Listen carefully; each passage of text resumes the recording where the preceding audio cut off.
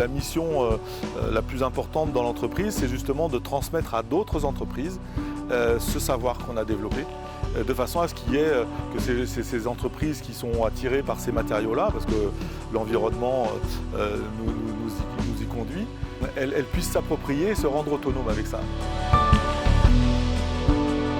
Il y a des problématiques partout dans le monde autour du changement climatique et de la valorisation de ces granulats biosourcés et géosourcés. Et donc effectivement, on reçoit régulièrement des futurs partenaires qui viennent observer, prendre un petit peu la mesure de ce qu'on sait faire et puis nouer des liens étroits pour qu'on puisse vraiment transférer ce qu'on sait.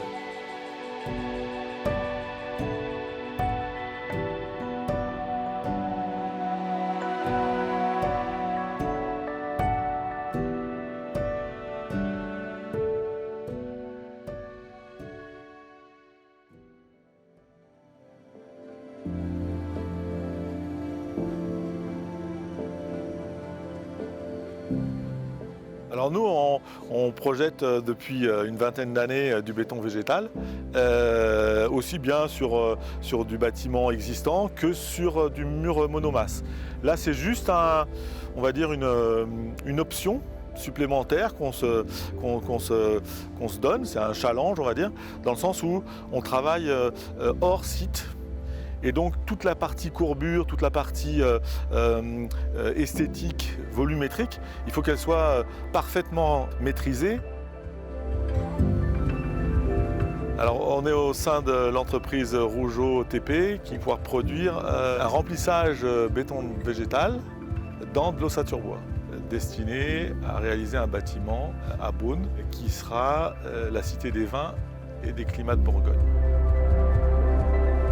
On a à peu près 170 modules à réaliser qui sont tous différents les uns des autres, avec des grandes hauteurs, des grandes portées, où j'ai accompagné la démarche architecturale en allant jusqu'au bout de l'idée, c'est-à-dire quitte à faire une enveloppe isolante en végétal, autant en fait la rendre le plus efficace possible. Ça veut dire que c'est pas seulement un apport de béton végétal sur une structure conventionnelle, mais c'est plutôt faire l'enveloppe globale en béton végétal, sur laquelle on va appliquer des enduits à la chaux en extérieur et des enduits à l'argile à l'intérieur, de façon on va dire, à valoriser au juste niveau des performances de nos matériaux, qui ont besoin justement d'avoir cette perspirance en façade pour à la fois le confort de l'usager, acoustique, thermique, hydrique, dans le bâtiment.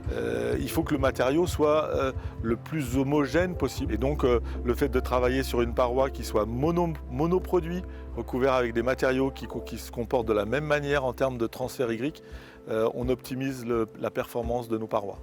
Parce qu'on travaille avec des parois qui vont faire entre 1 tonne et 2 tonnes de masse. Et donc il faut une structure résistante mécaniquement et rigide. Et donc on a fait appel à un charpentier, l'entreprise NUG, qui nous produit des modules bois, des ossatures bois, des cages, des caisses, qu'on va venir enrober lors de la projection du béton végétal. Donc à peu près 36 cm de béton végétal par passes successives, mais en un seul jet. À l'issue de la projection, on vient dresser, suivre la courbure du module, et ensuite on a un temps de séchage qui va être de 15 jours, 3 semaines avant la réalisation des enduits, là aussi sur le site de fabrication.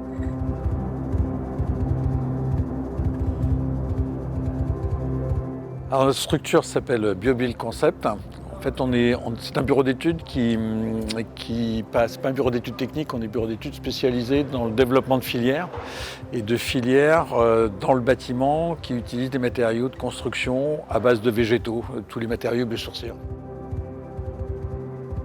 C'est la première fois que je viens sur ce chantier, donc je suis impressionné par ce qui est en train de se faire.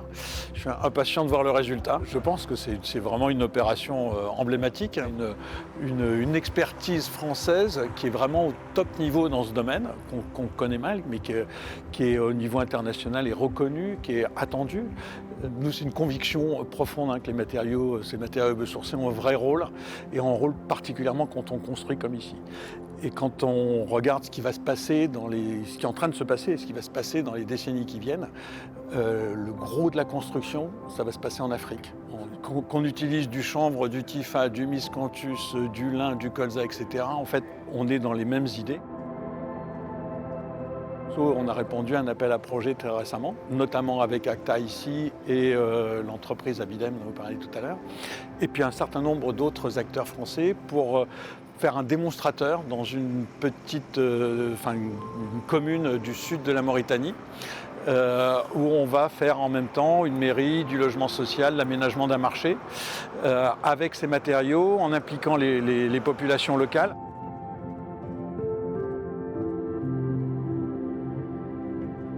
Abidem Habitat et Développement est une entreprise mauritanienne qui opère beaucoup plus dans l'éco-construction, notamment des constructions publiques à base de terre, argile et de paille, essentiellement le typha que nous construisons. C'est une opportunité aujourd'hui d'être en Bourgogne, un territoire que j'ai eu à découvrir à travers de la lecture des livres, des émissions. Mais là, en chair et en os, je me retrouve à Bourgogne, loin de ma ville natale qui est Nouakchott, la capitale de la Mauritanie, donc entouré de ce beau paysage si naturel, et ensuite avec ces ouvrages, ces réflexions à base du béton, des végétaux faits par Laurent Goudet. Impressionné sur les formes, la qualité du travail et aussi toute cette ingéniosité de l'innovation autour de ces matières, tout ce qui dérive des matériaux locaux biosourcés, notamment à base de végétaux. Nous avons un savoir-faire qui date, qu'on avait délaissé. C'est la même chose qu'ici. Il y avait une expertise dans la construction bioclimatique qu'on a délaissée après les Secondes Guerres mondiales, les phénomènes de changement climatique. Donc, pour cette raison, on a eu des réflexions en Mauritanie à travers mon entreprise qui est Abidem.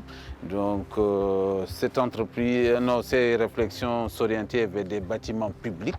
Comment répondre aux besoins des bâtiments publics et les permettre de doter des mécanismes d'adaptation du phénomène changement et augmenter, améliorer le confort dans ces bâtiments.